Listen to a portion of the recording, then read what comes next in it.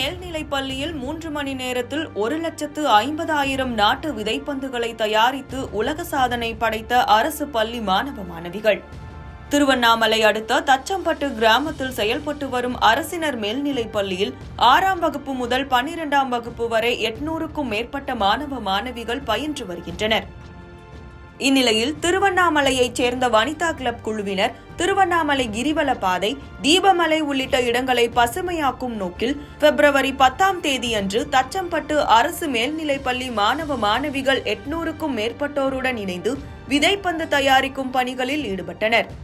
Wonder world book of records உலக சாதனை புத்தகத்தில் இடம்பெற புக்கன், நெல்லி, வேப்பம், புளியன், கொன்றை உள்ளிட்ட பல்வேறு வகையான நாட்டு விதைகளை வைத்து 1,50,000 விதைப்பந்துகளை 3 மணி நேரத்தில் செய்து மாணவர்கள் அசத்தினர்.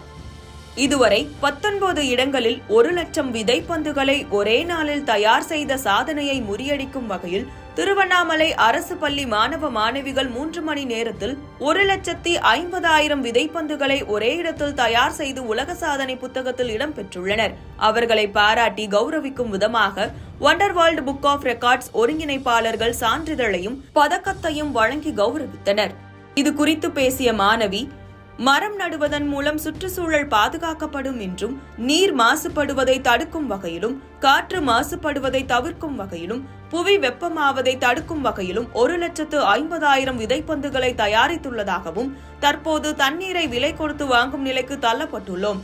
வரும் காலங்களில் காற்றை விலை கொடுத்து வாங்கும் நிலை உருவாகும் என்று கூறிய மாணவி, வரும் காலங்களில் காற்று மாசுபடாமல் இருக்க விதைப்பந்துகளை உருவாக்கி மரத்தை வளர்க்க வேண்டும் என்றும் கூறினார். எங்கள் ஸ்கூலில் 1,00,000க்கு மேலே விதைப்பந்துகள் செஞ்சோம். அதில் வேப்ப மரம், வேப்பக்கொட்டை, புளியங்கொட்டை, புங்க மரம் இதெல்லாமே வச்சுருக்கோம். ஃப்ரெண்ட்ஸுக்கெல்லாம் சேர்த்து ஹாப்பியாக செஞ்சோம். இது எங்களால் முடிஞ்ச அடுத்த தலைமுறைக்கு ஒரு உதவியாக இருக்கும். இப்போ வந்து நாங்கள் 1 lakh மேலே விதைப்பந்து செய்யணும் அப்படின்னு சொல்லிட்டாங்க. ஆனால் 1 lakh எங்களுக்கு தாண்டிடுச்சு. எங்களோட இலக்கு 1,00,000 தான். ஆனால் அதை விட நாங்கள் அதிகமாக தாண்டிட்டோம். எங்களால் ஒரு உயிர் வாழ்றதுன்னு ரொம்ப பெருமைப்படுறேன். இப்போ இந்த விதைப்பந்து நிறைய இடத்துல தூவி விடுறதுனால எங்களுக்கு மரம் அதிகமாக வளருது. மரம் வளர்ந்தா இப்போ வந்து ஓசோன் மண்டலம் ரொம்ப இதுவாக டேமேஜ்னு சொன்னாங்க. அந்த மரம் நடுறதுனால இப்போ வந்து ஓசோன் மண்டலம் ரொம்ப இதுவாக ஸ்ட்ராங்காக இருக்கும். எங்களுக்கும் நல்லது பெனிஃபிட் இருக்குது. இந்த மரம் நடுறதுனால ஆக்சிஜன் வந்து கிடைக்கும், தூய காற்று கிடைக்கும், காற்று மாசுபாடு, நீர் மாசுபாடெல்லாம் குறையும். இயற்கை வந்து நம்மளுக்கு என்ன கொடுக்குது என்றால் ஆக்சிஜன் நிறைய கொடுக்குது. மரம் வளர்த்தா மழை நல்லா தரும், ஆக்சிஜனும் நம்மளுக்கு மரத்தை நல்லா தருது.